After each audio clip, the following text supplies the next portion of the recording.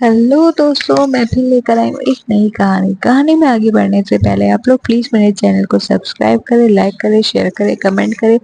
ऐसे ही और कहानियों के लिए बेल आइकन को प्रेस करें। पापा अभी ऑफिस से आए थे। श्रेया बेटी कर टीवी देख रही थी। पापा कुछ परेशान से दिख रहे थे। उन्हें आते ही कहा, पापा ये टीवी बंद कर दो। श्रेया, जी पापा, क्या बात है, आप कुछ परेशान से लग रहे हो।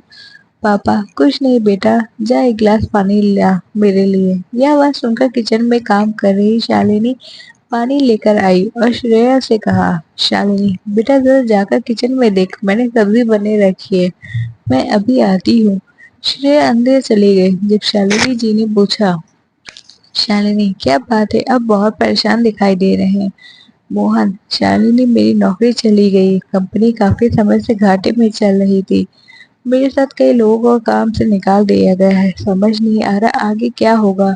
इस घर का किराया, गाड़ी की किस्त, श्रेया की शादी के लिए जो SIP शुरू की है वह अब सब कहाँ से जाएगा। शालिनी, आप चिंता मत कीजिए, आपको इतना कुछ आता है, कोई ना कोई नौकरी मिल जाएगी। एक काम करते हैं, कुछ दिन के लिए SIP बंद कर देते हैं। मोहन, नहीं नहीं, बेटे की शादी के लिए अभी तो कुछ जोड़ेंगे तभी कुछ बन पाएगा।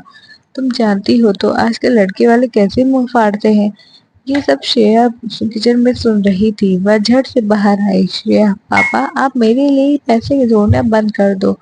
इसकी दो वजह है। एक तो जब तक मैं अपने पैरों पे खड़ी नहीं हो जाती शादी नहीं करूंगी। दूसरी, मैं ऐसे लड़के से शादी करूंगी जो दहेज नहीं लेगा।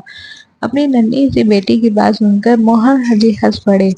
मोहन, बेटी अभी तो केवल 10 साल की और दादी की तरह बात करती है, चिंता मत कर, मैं तेरी शादी बड़ी धूमधाम से करूंगा। शालिनी, हमारी बेटी बहुत समझदार है, यह बिल्कुल सही कह रही है। यह कहकर तीनों हंसने लगते हैं। घर का माहौल खुशनुमा हो जाता है। अगले दिन सुबह मोहन जी तैयार हो जाते हैं। तभी शालिनी जी ने पूछा, शालिनी आप सुबह सुबह कहाँ चल दिए। मोहन, वो आज संडे है, अपने कुछ दोस्तों से मिलने जा रहा हूँ, शायद उन कहीं नौकरी का इंतजाम हो जाए।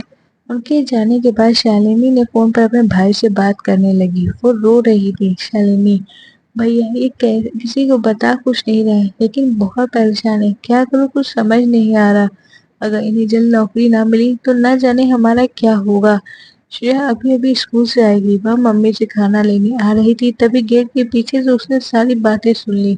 उसके लिए ये सब नया था। उसे सारी बातें समझ में आ रही थी। उसके मम्मी पापा कितने परेशान थे।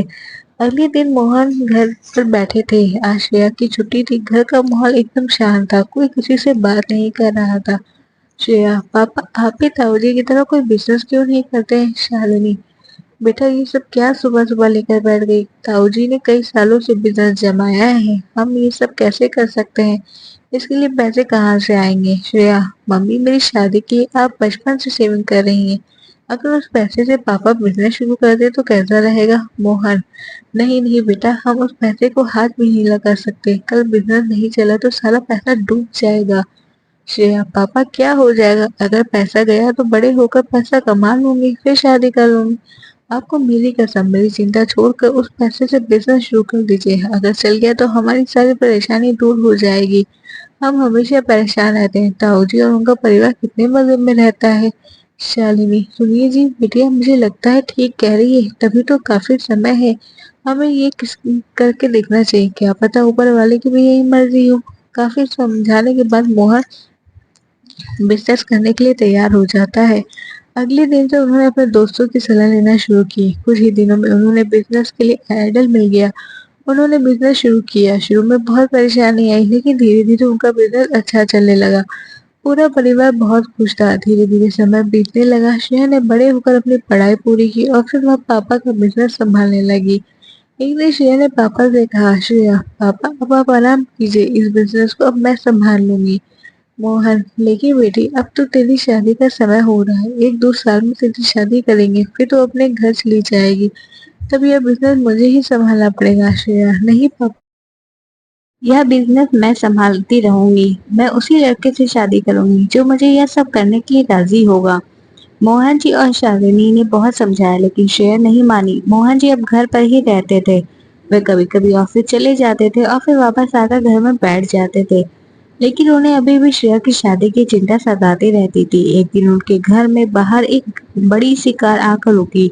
उसमें से एक सज्जन अपनी पत्नी और बेटे के साथ आए। उन्होंने आकर मोहन जी से बात की। सज्जन: मोहन जी, हमें काफी समय से आपकी बेटी के साथ बिजनेस कर रहे हैं। आपकी बेटी हमें बहुत अच्छी लगी। मैं अपने बेटे की शादी आपकी बेटी से करना चाहता हूँ।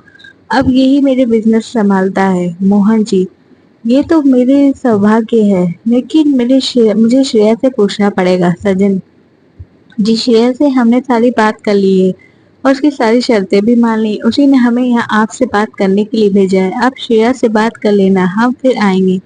मोहन: नहीं नहीं, ऐसे कैसे, हम लड़की वाले हैं। अगर श्रेया ही को सही लगा तो हम आपके घर आएंगे।